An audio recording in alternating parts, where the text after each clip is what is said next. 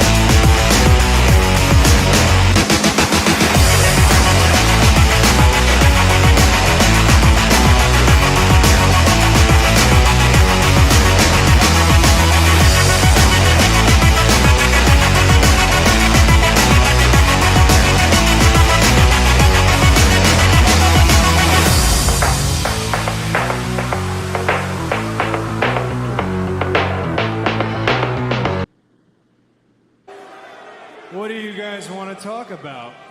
Let me talk to you. Yeah. Throwdown Nation, we are live. It is a Wednesday.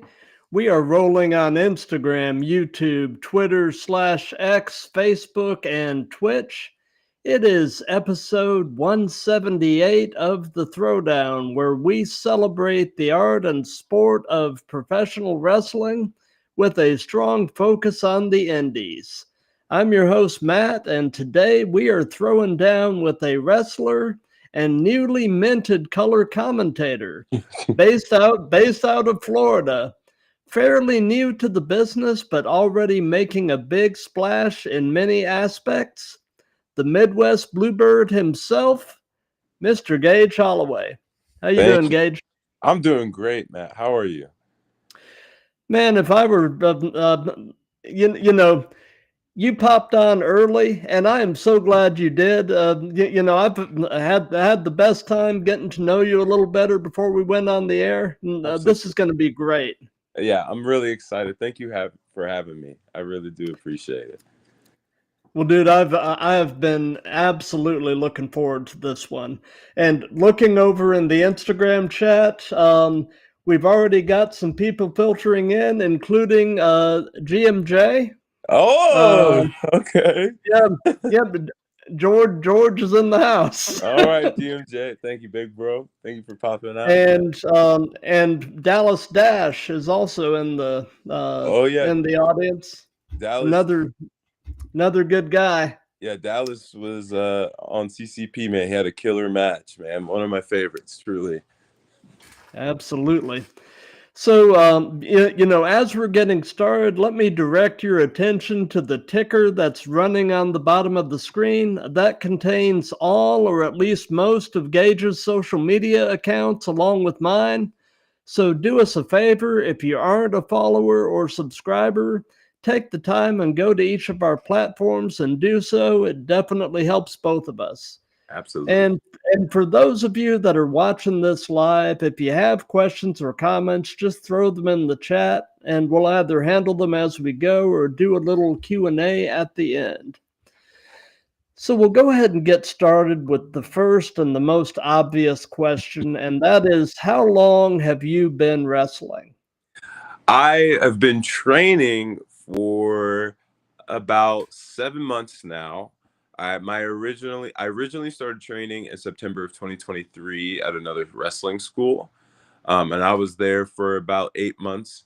I just felt like that my process and my progress there wasn't reaching where I could be. And then around that time, I found the House of Champions on Facebook. And I'm really not on Facebook a lot. Now I am. But at that time, I was like, that's weird. Like, I'm going to check it out because they had a free first class. And that's actually where I met GMJ for the first time, is my free class. And it just made me fall in love deeply with wrestling even more, going to the House of Champions. And then I took about a year off, and then I came back in March of this year. And now I will be officially making my debut next Thursday on December 11th at Legacy of Champions at the Orlando Family Theater. Nice. I know you've got to be absolutely over the moon to make your debut and get the first one under your belt. Yeah, I mean, I can't even, like, so many people, like, even my friend called me today because we met in college. His name's also Matt, but we had this shared passion in college, and he called me today. He's like, man, I can't wait to watch you. Like, you're living through both of us right now. And he asked me, he just like was yelling. He's like, how do you feel? Are you excited? And I told him, I was like, I think in the moment, like, I'm going to be so locked in, but like, I think I'm going to have a good crying session afterwards of joy, because it's like the childhood dream of mine is finally coming true. I don't even say over the moon. I would say like over the whole universe. Like, I'm so excited, really nervous, but I'm really excited, and I can't wait to see where wrestling takes me right after this. Absolutely. Well, I know, down at House of Champions, you've got an amazing group of trainers down there. Kakoa, Jamie, the whole 9 yards, man. Yeah. You guys really have something special down there. I think you know that. Yeah, absolutely. It's really an amazing place, and if you're down in that area, man, that is definitely the place to be if you're wanting to pursue being in that business. Absolutely. It's one of the, and I could be biased. I'm a little biased, but it's probably one of the best wrestling schools in the world. Everything to a T, like, that makes it really feels like a mini WWE PC. Like, it truly feels like that. And the stuff that we're having, especially going into the new year, I mean, it's just going to continue to get bigger and bigger. And if you're in Longwood or in Orlando or anywhere in Florida, please come check us out. And I promise you won't regret it. Gotcha. So, going into professional wrestling, um, did you have an athletic or martial arts background that helped to kind of prepare you for the physicality and for the types of things that you're having to do physically as a professional wrestler? Did you have a sports or martial arts background? I had a lot of sports background. I would say martial arts, but like I only did karate for like a day as a kid, and then I was like, I'm not doing this. So, but my main sport was track and field. I did a lot of the relays. That was actually going to be if I didn't do wrestling, I wanted to be an Olympian. I wanted to beat Usain Bolt's record. I wanted to just see if I can do it. But wrestling I loved it a lot more. But track and field were my go-to. I did play some basketball in high school. I did football as well. I did soccer. Let's see. I love volleyball. So like pretty much not every sport, but a lot of the sports I did do a lot. And um, definitely a big, obviously, but big difference with wrestling. But I guess I kind of realized like how athletically gifted that God has given me when I had joined wrestling, because there's some things like I can do, and I'm like, oh my gosh, I could do that. Like I didn't even know I could do that, you know. So So, in the early portions of your wrestling training, what would you mhm. say was the most challenging aspect of professional wrestling for you to wrap your mind and body around? Hmm. Oh, that's a good question. I think the like how much does go into it. Um, one of the things that come to my mind right off the bat were the bumps. The bumps are very painful. They do not feel great, especially over and over again. But I think learning it was incredibly difficult for me, and like almost very closely was about to be like, I don't know if this is for me. But my love for the game, my love for wrestling, just kept fueling it even more. And I'd say bumps, but everything else, like, it just makes sense to me, if that makes sense. Like I'm just like, yeah, that would make sense. And it comes to first, like the first time I may not get it right, um, or maybe not even the second time, but after a few times, like I understand it, and I'm like, oh, I love this, and then I keep doing it, you know. So, but bumps were such a hard thing for me for the longest time, especially my standing bumps. I was on that for a good 2 months, um, and then finally, I kept going down, I kept throwing down, and I'm at where I'm at now, and I'm very grateful for, the pushing myself. Absolutely. So, what is your earliest wrestling related memory? My earliest one was, funny enough, I didn't know a lot about wrestling back then, but like as I've gotten older, I'm like, that's definitely wrestling. So my dad loves Stone Cold Steve Austin. That is his favorite wrestler of all time. And so he had a Stone Cold action figure when I was a kid. Or when he was a kid, he had it. But my grandma kept all of his toys and my uncle's toys. And my uncle also loved a lot of the 90s, 80s wrestlers. He had the Ultimate Warrior, Oh he yeah. had Macho, and yeah, I'm pretty sure he had um oh my gosh, I'm blanking. I'm pretty sure he also had a Hulk Hogan as well. And I would just play with them. And I didn't know they were wrestlers. I didn't really know up until I gotten older and started like finding wrestling again when I was about like 10 years old. And I remember seeing Kofi Kingston on a TV show that I watched growing up, and I was like, oh my gosh, that guy looks really cool. And then doing a bunch of research and then finding Stone Cold and the Ultimate Warrior and all them, I'm like, what? Like, these guys are wrestlers? And then that literally just opened up like a whole new like things for me. So that's like my memory. Absolutely. Well, you know, I know that you're a man of faith. You know, like I said before we went on the air, you know, I watched your testimony on YouTube with your buddy Noah. And, you know, I encourage anybody watching this to check that out because it gives a lot of the backstory on your faith journey. And so, you know, I know that the wrestling business can sometimes be a pretty dark place. How are you navigating the business so far while trying to stay on a good moral path? Honest answer is being myself.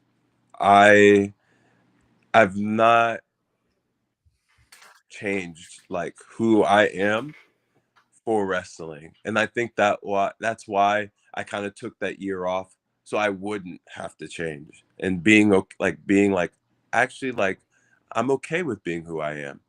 One of my many inspirations, Keikoa, my coach.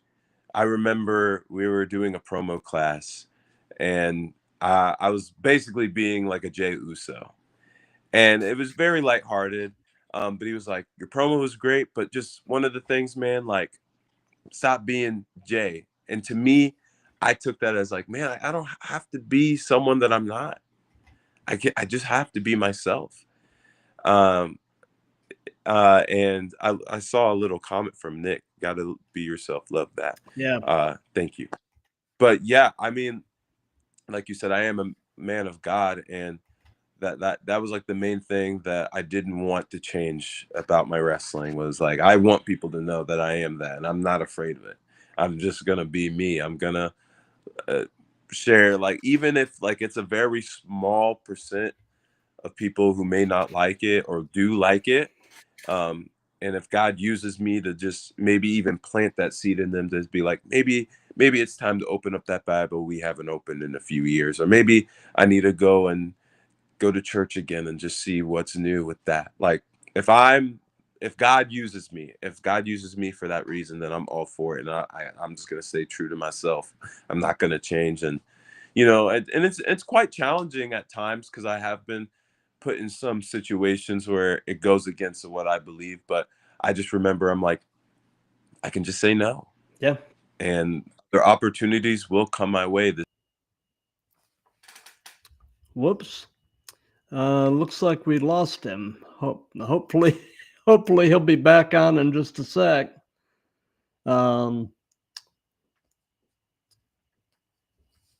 So in the meantime and the in-between time, let's see here. What we can do is while we're waiting on him to hopefully reconnect, I can go ahead and give you kind of a coming attractions as, he's back. Let me bring him back in. Gage, brother, we lost you. It popped up on my phone here, so reconnecting. I was like, and they lost me, and I try and fixed it. So sorry. You know what, dude? You were talking God's words. The devil's messing with it. Yeah, he hated it. He was like, "Let me stop him right there." Nah, man, you can't stop what God's got going on, man. No, not at all, man. So, you know, I know also, you know, based on what I saw on your testimony video, that you are also a cancer survivor. Yes, I am. Where do things stand with all of that? All good, all healthy. The last time I checked, I actually am going to get checked out. Hopefully, the beginning of the new year. Just before this wrestling thing does take off for me. But last time I checked, everything was good. Everything's fine. At the time, That's which was kind of beautiful. weird, but they were saying like, "Oh, you need to go and exercise more," and I'm like, I don't know how that's not possible. Like I exercise pretty actively, but other than that, it's all good. We're all good over here. That is good to hear, man. Mhm. And definitely know that we will definitely continue to have you in our prayers for Thank- God's continued hand with that. Amen. Appreciate And looking over at the Instagram chat, Buffy Regalado chimed in and gave a big amen to that. That's So, my mom. So oh hey, mom. hi, mom. So, away from wrestling, what are some of your other hobbies and interests? Oh man, I love nature. I love nature walks. That's my one of my favorite things to do. I actually lived a lot closer to the hawk at the time when I found out about it. So every morning before work, I would go on a hike in the morning and just look at this beautiful sky. I love it. I love looking at God's creation. I love museums. I'm a big history guy. I love learning about literally anything about the past. One of my favorite museums is the Ringling Museum in Sarasota, Florida, because it used to be like a circus. I believe it was like a big circus museum over there and stuff like that. So I love that stuff. Love food. I can eat almost anything all the time, every day. and and I also love music. Music's been a big part of my life. Uh, Hence why like I'm very much like Jimi Hendrix, because that's a lot of what my mom and my dad played a lot growing up. Just a lot of good old rock, a lot of hippie rock, I like to call it. Oh yeah, yeah. Looking through your socials, I saw a lot of Hendrix influenced Yeah, stuff, which is why when I put together your little promo reel, I chose Little Wayne because it just seemed like just a perfect piece to kind of put that to. absolutely.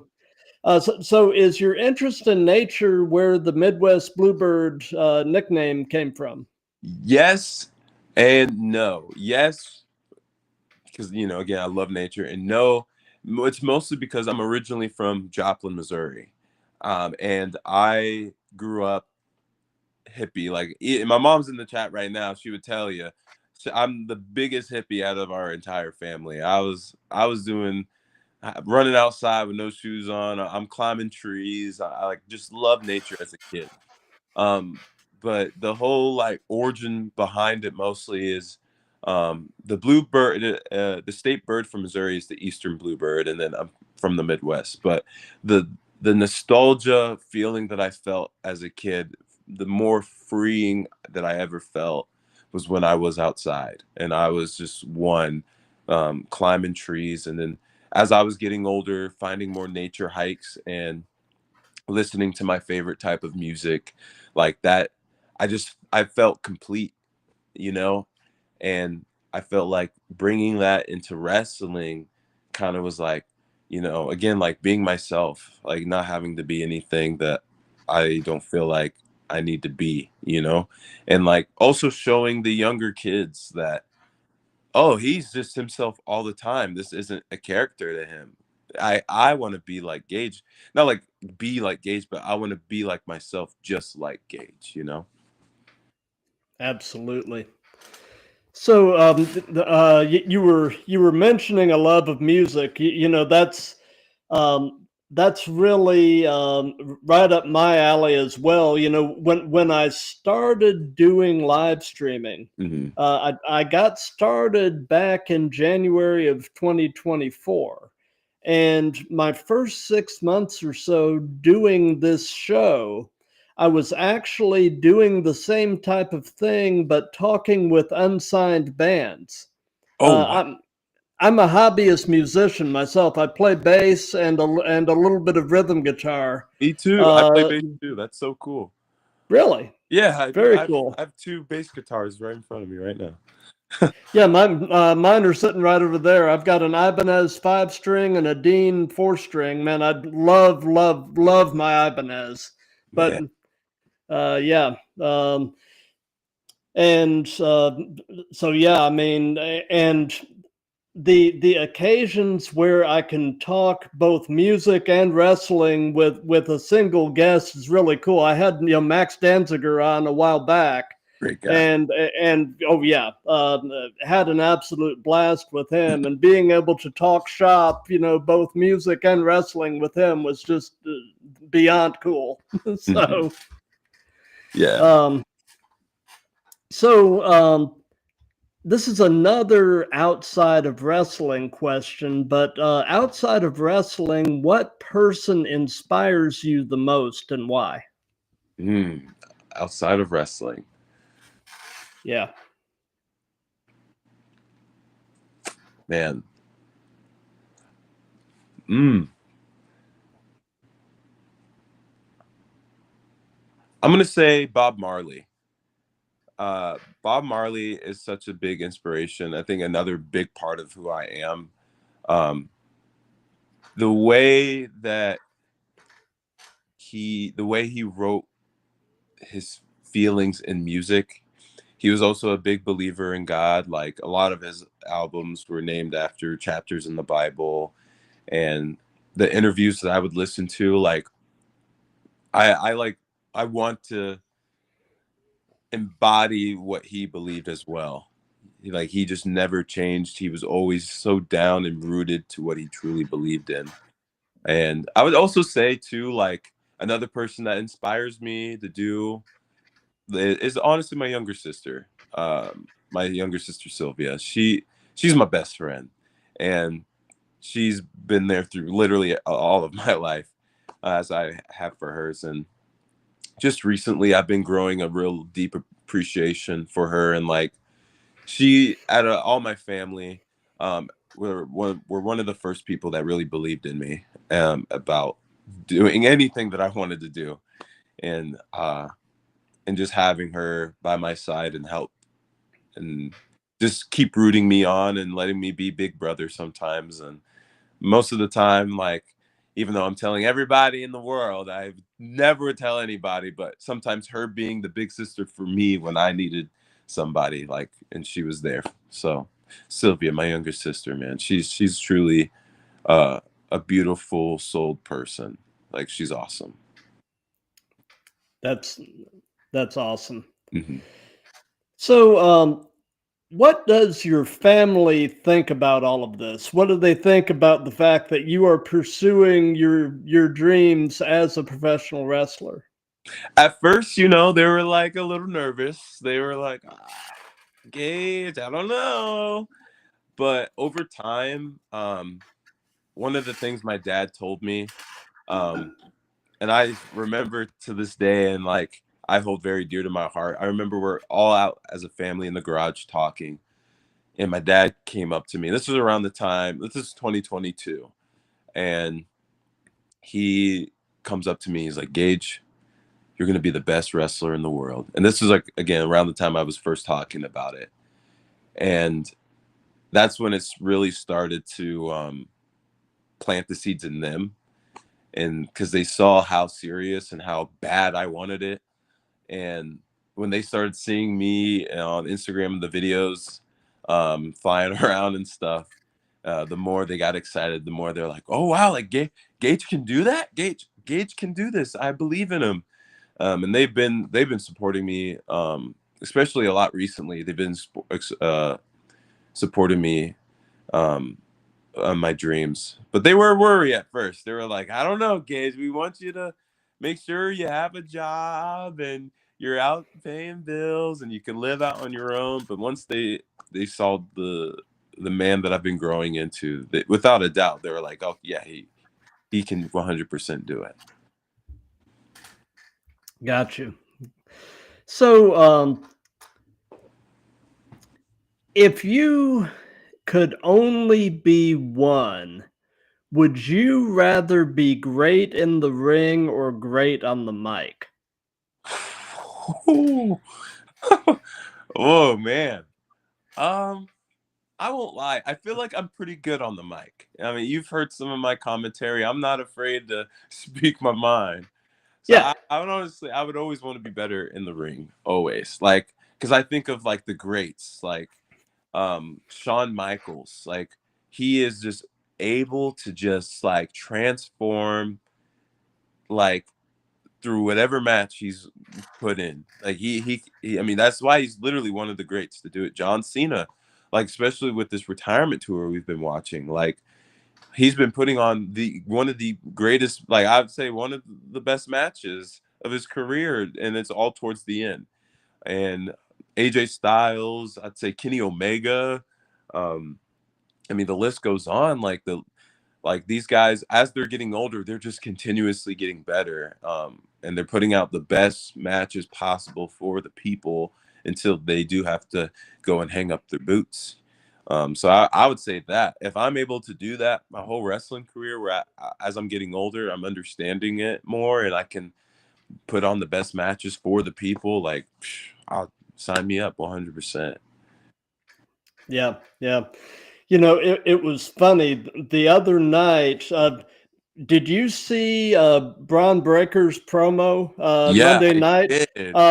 You know, my wife and I were watching that. She's a fairly new wrestling fan, and we watched his promo, and she was like, the whole time I was worried he was going to have a stroke. he's so intense, Yeah. and so at that point, I got over onto YouTube and I pulled up some of Scott Steiner's promos, and I said, "This is where he gets it from," you know. Yeah. Oh my, his Steiner Matt, man. Oh my gosh, I love Steiner Matt. Oh yeah, yeah.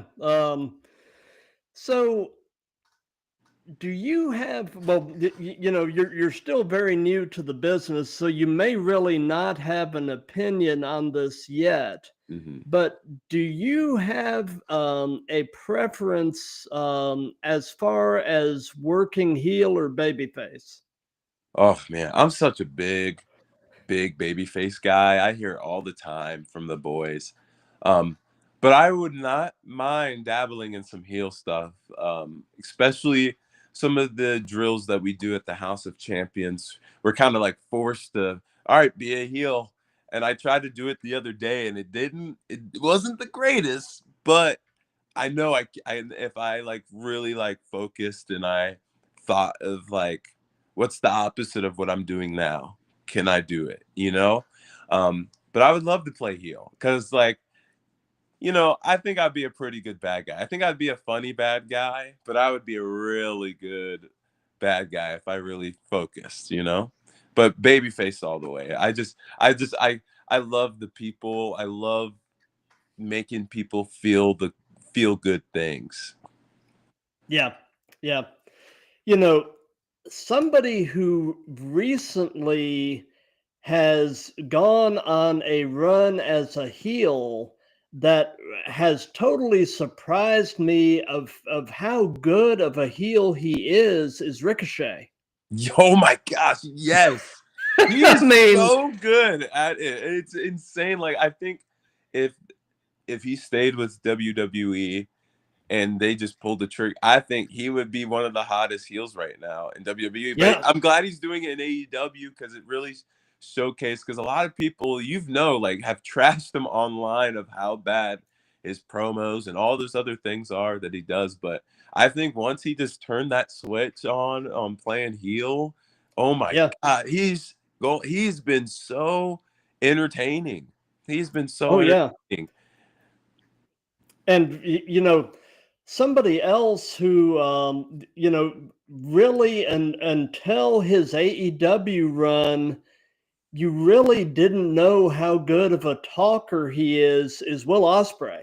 Oh yeah, he's I mean, but when he was over in Japan, he didn't have that much opportunity to talk, but he is amazing on the mic. I mean, Absolutely.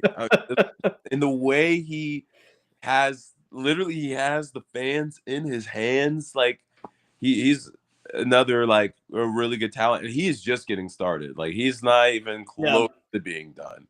No, you know, hopefully he comes back well from the neck and back surgery that he's had, you Absolutely. know, and hopefully when he comes back, it's still the Osprey that we know, Oh, you know. absolutely. Yeah.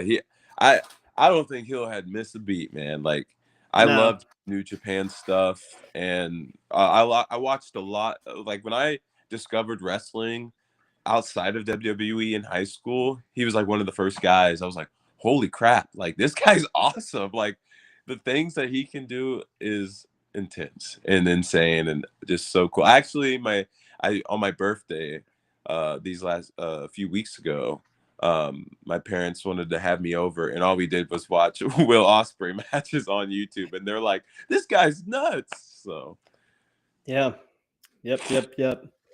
So, in terms of your in-ring work, your style, etc., who would you say are some of your influences? man, Who is helping to shape Gage Holloway into the wrestler that he is becoming? immediately, I have a few: Kofi Kingston, uh, Kota Ibushi, Kenny Omega, Brian Danielson, or Daniel Bryan, however you want to take it.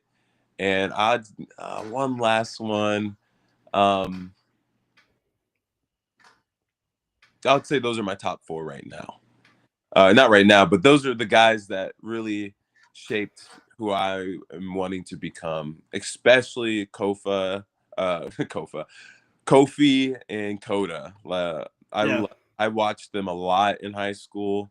Kofi just because he was my introduction into wrestling, and then watching Kota Ibushi, like his like run in the G1 Climax tournaments and Wrestle Hmm. Kingdoms and the matches he's had, like, oh my gosh, those guys are awesome, and just just love watching what they do. And Daniel Bryan, like the promo wise, like he made me feel a lot of things, especially when he had that run against the Authority, and when he had to retire and then come out of retirement. His words like has stayed with me till this day, when he said that if you fight for your dreams will fight for you. That has like hit my heart repeatedly, and that's what keeps me going for wrestling a lot of the times. Is like I fought for this dream for so long, and now it's actually happening, you know. So Yep. uh he is like one of my biggest inspirations. Gotcha. So, do you have an all-time favorite match as a fan? A match that just really speaks to you, and you just find yourself circling back to it, and it never really gets old. Do you have such a match or matches? I have tons of matches, but a first one again, it would have to be Kofi Kingston versus Daniel Bryan at WrestleMania when he for the Hmm. title. Kofi Mania. Again, two of those guys I grew up watching, and just Kofi finally getting the big one. And being such a big Kofi fan, like I watch that match a lot, and now like as a wrestler, I watch it and be like, oh, that I love how they did this and I love how they did that. But as a fan, that would always be my favorite match. That was like the feel good moment. And my friend, I actually watched Kofi Mania with my friend that year, and I was with his parents, and this was like a little tradition that we did. Like I would come over for pay-per-views, and they would order Chinese food and we would sit and watch. And I remember when they pinned 1, 2, 3 and Kofi won the title, I literally shot out of my chair and I'm screaming. I'm doing the old Jamaican Kofi run around in the entrance and the boom boom. Like I was really hyped. So that's my all-time match. Gotcha. So, piggybacking on to that question, do you have an all-time favorite promo as a fan? Ooh. I'm actually happy you asked me this. My favorite promo, I'll pick someone different. I'd say The Miz. When The Miz and Daniel Bryan on Talking Smack happened, and The Miz, because I feel like The Miz is also a very underrated wrestler. I feel like he doesn't get his flowers enough. And when he just was going off on Daniel Bryan, tell him to go back to the bingo hall with his indie friends, and his intercontinental title reign in that year was great. I also another favorite promo that I love was also by Miz was when two more. I just thought of another one. Two more was when Roman and John Cena were about to have their match, and he comes out, and The Miz is like, I come here every single week, and I don't get these big opportunities like you, Roman and John. Like, and the people were like, oh, yeah, like we actually don't like Roman and Cena, but The Miz has a point. Love that promo. And my next favorite promo is when The Miz was also going off on Enzo Amore when he was still with WWE. Like those are, I can just feel the passion and the love because I feel the same way about wrestling that Miz does. And so those are all three of them are my favorite promos. And The Miz is like such a good, just great at what he does. He's awesome. Oh, for sure, for sure. You know, one of my favorite Miz moments was, you know, several years ago. You know, and this was back when Vince McMahon was still in charge. Mhm. You know, and this moment shocked me because I felt like this was Miz really almost seeing what he could get away with. He was cutting a promo on Seth Rollins, and he called him Tyler Black, Yeah. and I was like, you know, he did the forbidden thing. He called him his name before WWE, you know, and I was like, oh, Yes. That I do remember that. Oh, that's another one. yeah, Like, yeah. like, yeah. I just really don't think Miz he doesn't get his flowers enough. He knows like what to say and make you feel things. And one of my favorite feuds is The Miz versus Dolph Ziggler, title versus oh my gosh, his Dolph Ziggler's contract. What year was that? 2017. Such a good feud. Both very good on the mic, but The Miz is just one of my favorites. Yep, absolutely. So, who and this can be present day or past. Who would be a dream opponent? Who would you love to have the opportunity to share a ring with? I mean, obviously Kofi Kingston. Yeah, Kofi, obviously. But for the past, I would have loved to have a match with uh Jay Briscoe. Jay Briscoe is one of my favorite Ring of Honor champions of all time and independent wrestler Yeah. of all time. And I would also say, What a loss. yeah, oh, I would like refuse to believe it. You know, like I bought the T-shirt. I have his action figure. I mean, like uh, the way his promos are also great. Like I loved every single promo he did with Mark. Like they always had me crackling or just be like, man, those are some Southern boys, like Delaware boys. Hmm. They they were great. And I would also say Eddie Guerrero. Eddie Guerrero is also one of my favorites.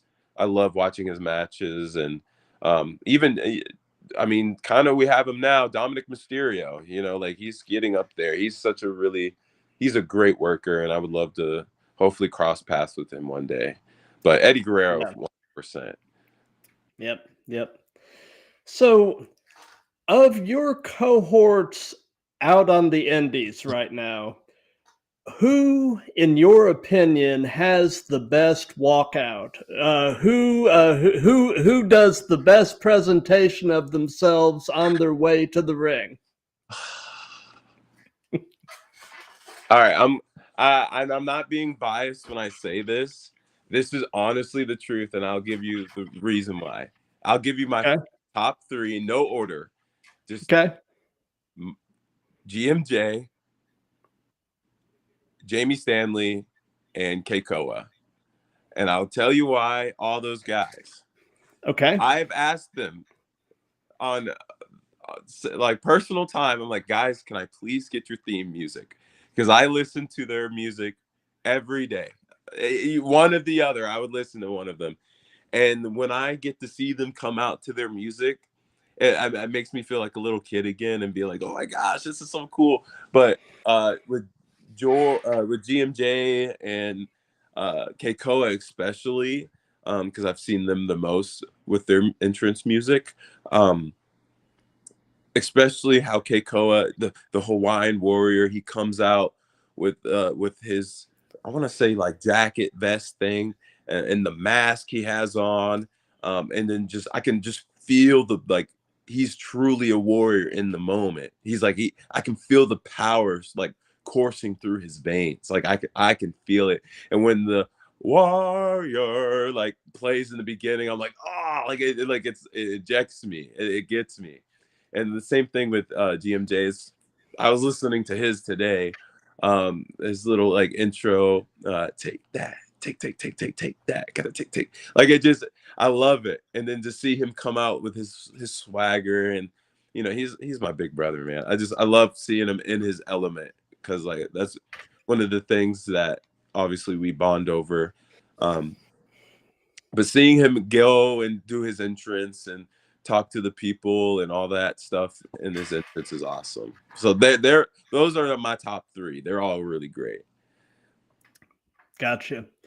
So what is your favorite move? What is something you just really enjoy doing?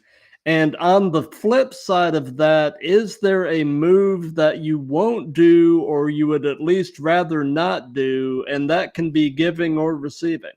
Okay. A move that I just recently kind of found out that I can do is my corkscrew back elbow. I was in a practice match with Daniel Starling. He's an independent Florida wrestler. Great guy, great worker. And we were doing a practice match one day, and he actually called to me the wrong move. He said, do a Shawn Michaels forearm. And my mind went to, okay, I need to jump and spin in the air. And I somehow still hit it. And it's just been my favorite move that I can do. And another one that I've been adding to the repertoire is the German suplexes. I don't know, something about it. It just I just love doing. I love any kind of variation of the suplexes. They're my favorite. And then a move that I don't want to take, or that's a hard one, because I'll be honest, I'm willing to. Oh, actually, no, I just thought of it.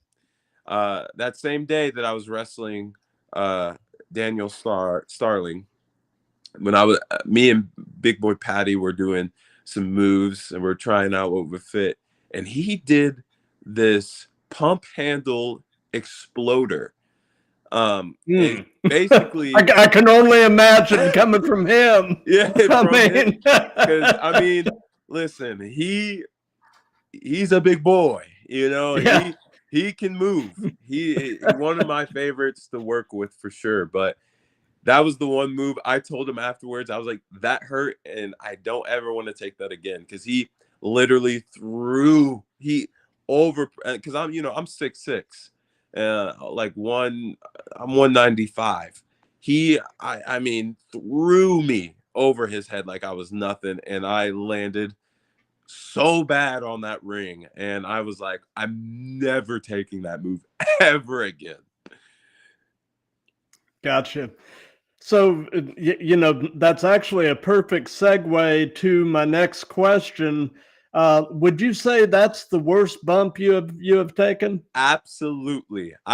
Sometimes I think about that move, just like when I'm training, I think about that sometimes. I'm like, I just hope I never have to take that again, because it felt awful. I remember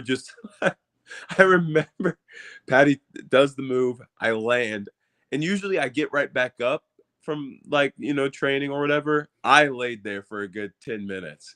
And Patty's like, "Hey, bro, can we do that again? Like, hey, how did that feel?" I was like, "Nah, we're not doing that again, bro. I'm sorry." I'm like, I can't do it again. Gotcha. So, what is your take on the role that social media is playing as a promotional tool in wrestling, specifically indie wrestling? Honestly, if I can be so honest, I hate being on social media as much as I am right now. I love wrestling, so I'm like, and I love independent wrestling. So I think it's a great tool for starting out. Absolutely. Get your name out there, because like you never know, one of your clips can go viral and all that. Over time, would I would still like to use it? Not particularly, no. I would hopefully would have enough, name power, that people would know who I am and I'll be able to just get an email. I just feel like being on social media, and it's just so draining. And I have learned to not care a lot about what people think of me on social media or whatever, even though I haven't really gotten a lot of hate, but like I know that not everybody's gonna like what I post. Especially being a man of God, a lot of people are like, "Oh man, can you just talk about wrestling?" Or some people would rather me talk about other things, and I just like, "Well, I don't want to, So long term, I hope that we can find other ways. I mean, I really don't see there being another way, unfortunately. But social media is just such a, like, you can just be on it forever and doom scroll and all that, and Yep. it just rots your brain, man. The only real time I like looking at it, if it's bears, pro wrestling, food, places that I want to go check out, like museums or new nature hikes and all that, and that's all I really care about. Or new music, like all the stuff that I'm interested in. But everything else, I just feel like, ugh, it's such a it's killing the minds. It's killing the young minds. Absolutely. So, knowing everything that you know at this point in your life, if you could give any advice to your younger self, what would it be? Never give up. Never give up. Keep going. There's a lot of times in my life, like, and you've heard through some of my testimony, where I was down and I really didn't feel like I can get back up. But I kept going because I just had the Holy Spirit running through my veins every day. And also I'm just so stubborn. I just can't say no. Like, I just keep going. I find other ways until I literally physically or mentally can't. Um, but never give up, and stay true to yourself, because I felt like a lot of my times growing up, um, in middle school and elementary school, when I was getting into wrestling, like I feel like it was like like a forbidden word. Everybody would make fun of you for it, and there would be times I would be open about it. And I remember I did a report in middle school about wrestling, and like it was literally me against the entire class, like, "Oh, wrestling's fake," and all that stuff, and like I remember going home that day feeling terrible. It's like, yeah, like I was arguing with him and saying that it wasn't and stuff, but like I didn't really know. I just was a kid. But like I remember the next day, like I stopped wearing my wrestling shirts to school, and I like I felt like I was ashamed of who I was. And I never want that. I never want that to change ever. Because now, like we had mentioned earlier, like I'm just gonna be myself, man. Not everybody's gonna like Gage, and that's okay. Gotcha. So, do you have well, I mean, you're about to be making your debut, but do you have any pre-show traditions, any things that you try to do consistently before you get ready to do your thing? Stretch. I definitely stretch, but no, I try and give myself a quick prayer before. You never know what can happen when you're, especially inside that ring, Right. um, how dangerous it can be. But I do a quick little like prayers, like just keep me safe tonight, and watch over me. And then like, even Yeah. on the way, every morning too, like even though it's not before a show or anything, but I pray every morning and all that stuff, just for safety. This, especially with how dangerous wrestling can be and how damaging it could be to your body. But Oh, for sure. you always gotta, make sure you're safe. And that's the thing about wrestling, you can do everything right and it can still go terribly wrong. I mean, yeah, it's and but yeah, definitely invoking God's protection Mm, is key for sure. absolutely. So just kind of a quick rundown. What all do you carry in your gear bag, and do you have anything unusual that you bring in your gear? Uh I'm very new to the gear bag game. So I right now I just have my gear for Legacy. Um and I will be having probably some hair ties and probably some snacks. I won't lie to you. I'll probably have a Yeah, few, probably some little Debbie cakes in there, maybe some zebra cakes, some Twinkies. Probably just to have a little fuel before, you know. Um, but yeah, that's all I really have. gotcha. So do you have a dream venue that you would love to wrestle in one day? Mm. A place where where if you can wrestle there, you're going to feel like you've made it. Dream venue, man. I have so many of them. Um, I'll say I'll give like three Okay. for the independents.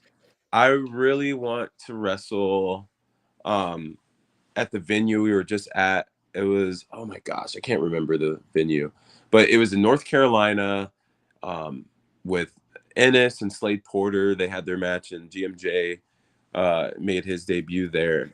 It's like FW something. I can't remember, but their venue was really nice and I really liked it. I would love to wrestle there.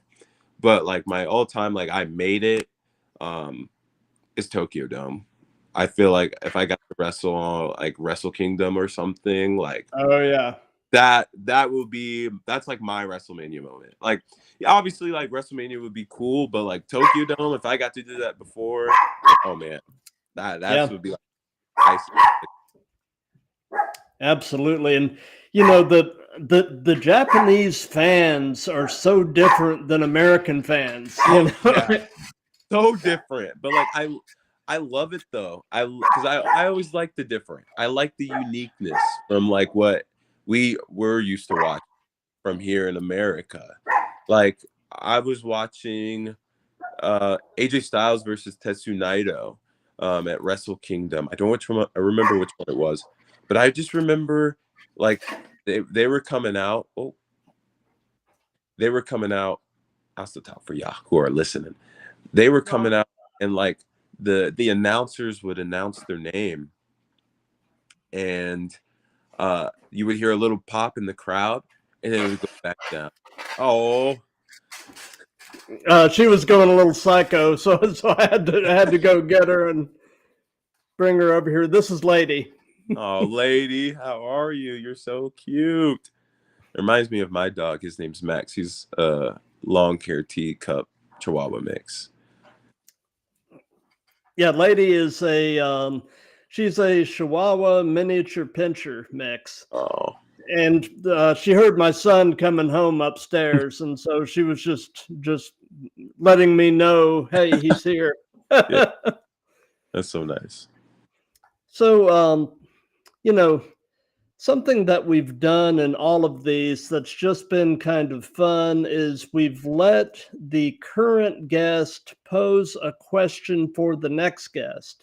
Oh, So my previous guest was actually this past Sunday. I had a wrestler from the UK on, guy named Martin Cardia, okay. and he's actually been on Chris's show.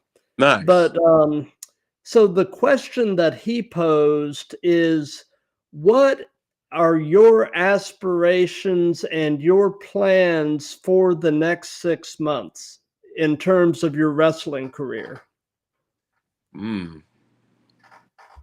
That's a good question. Shout out Martin.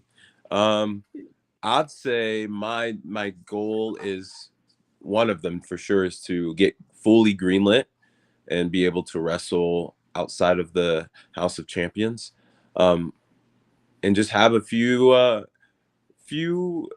traveling to different states under my belt just for wrestling. I would love to do that in the next 6 months. But also just continuously getting better, and maybe even helping out with the kids camp program that we have at the House of Champions as well. I would love to help out in any type of way possibly, and just being an inspiration to those kids and showing them that, like, you can do it too. Because there's a lot of young kids at the House of Champions, like Hannah Copeland and Gavin, or Jacob, the success, Zach. The list goes on. A lot of these young kids, their parents are 100% behind them, and it makes me so happy seeing that. I love watching it because those parents, to me, is like, I'll do anything for my baby. Like I want them to be happy, and and if they want to do wrestling, then I'm gonna be their number one fan. And I love seeing that. I love seeing the parents in there. So that would be another thing I would love to do, is just being more involved with the kids program. Gotcha. So, knowing that this is part of a series, do you have a question that you would like to pose to the next guest? Oh, okay. My next question for them would be, what is the oh, okay, this one's actually better. What is something that you learned in your career that you wish you could have learned earlier on? Oh, that's actually a really good question. How would you answer that? I would answer by saying, I guess, being more patient. I wish I was more patient earlier on in my career. I feel like, or not career, my training. I feel like a lot of the times, Coach K Koa, and I would not butt heads like crazy, but I would talk back a little bit, because I was like, I wish that I could do this, or I wish I was there, or and he would always just be like, be patient, man. Like, you're gonna get there. It just takes time. Like, the Great Wall wasn't built all in one day, Yep. So I patience is such a big thing for me, and I'm still even working on it till this day. But that would how I would answer it. Gotcha. So we're pretty much at the end of things now. So, aside from your debut coming up, do you have any upcoming stuff or anything at all that you'd like to give some hype to? I don't know what's gonna happen at Legacy, and I will just want to hype up these next few shows of the House of Champions for sure. This new year, we're going off with a bang, or we're going off with a bang in December, and we're just hitting the ball running in January, February, and the rest of the next year. So I'm really, keep a lookout for not just me, but all the new and upcoming talent that's coming up, coming from the House of Champions. We got some really, really, really talented people coming through, and I'm really excited to see where that leads us. And also, Chapter 2 of CCP. Yes. I'm Yes, really yes, yes. excited. That was such a great first chapter, and just being a part of it on commentary. Like, you were there. Like, it was a lot of fun talking with you guys and hanging out. I can't wait to see January 31st in Castleberry and what we got, and hopefully we get to see you there, Matt. Yeah, I mean, I'm hopefully it works out that I can make the drive down, because I'm man, I would absolutely love to be there. Mm-hmm. And as far as what we've got coming up on the Throwdown, tomorrow night, Thursday, December the 4th, 7 p.m. Eastern, we've got episode 179, and our guest is a fellow pro wrestling podcaster and content creator, Nick Teodoro. He and his wife Nikki actually host a lot of live streams before big shows, and just kind of a weekly news wrap up live stream, usually on Friday afternoons into Friday evenings. And he is actually a really interesting guy. We've had some good conversations. I've been on his show a couple of times, and definitely looking forward to having him on tomorrow night and kind of picking his brain. And then Monday, December 8th, 7 p.m. Good brother. Episode 180. I can't believe we're coming up on 180 of these things. Wow. But our guest is going to be Florida-based pro wrestling ring announcer Matthew Lloyd. He and I have had some great conversations, and I'm excited to have him on. I discovered today, actually, that he and I are both huge fans of the band Rush. So we're going to be going down the Rush rabbit hole on Monday, no doubt. You know, Geddy Lee was one of my inspirations to actually get into playing bass. So really, yeah, that's really cool. Yeah, Matthew Lloyd's a really, really great ring announcer. He's at the House of Champions for our shows all of the time. Yeah, and another believer. Yeah. You know? Oh yeah, such a big believer. He was actually on Big Boy Patty's podcast. I think he was like the first guest, actually, and he had a really good conversation with him as well. For sure. But man, this has been such a pleasure. Episodes like this are a reminder of why I do this. Mm-hmm. I mean, this has just been an absolutely great conversation. So thank you for your time. No, thank you for inviting me. Like, ever since doing this whole wrestling thing, like, I've had some really cool opportunities to do stuff like this, and I haven't even wrestled yet.